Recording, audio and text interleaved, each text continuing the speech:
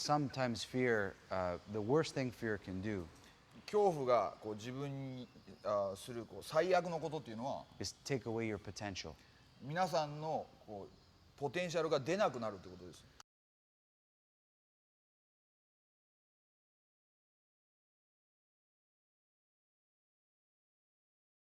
The tension should stay with me. だから力みがずっとあるようにしたいんですね、内側に。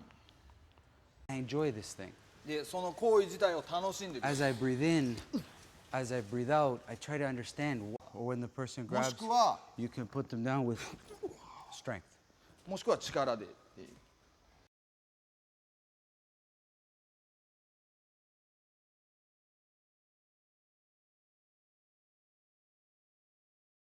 The air, 片手を地面から離して、 try to breathe in through the nose and out through the arm で that's relaxed. 鼻から吸った呼吸をその浮いてる方の手から吐くように、でその中で快適さを見つけられているかということ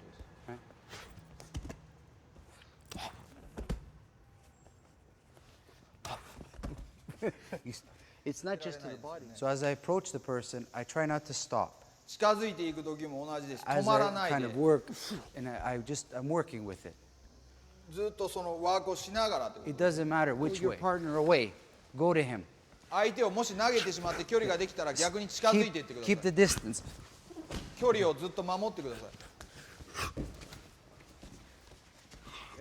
See? 一回やってから本当に分かると思いますね。Right. The legs have to be able to be light, and the kicks can. 足は軽いままで蹴りが and you'll start to see, the legs will start to lighten up. なんかやっていくうちにこう足がすごい軽くなってくるのが分かると思います。 The whole body becomes very relaxed. Don't do anything with it. なんかすぐいきなりするってことではなくて、 And you'll see. Start to see how to work with your legs, how to work with your hands. Just hold the knife. ただ持ってるだけです。 Change the た hands. だ Work with the handle. ハンドルを使って何かをするとか、 Work with the flat of the blade. このブレードのこのフラットな部分を使って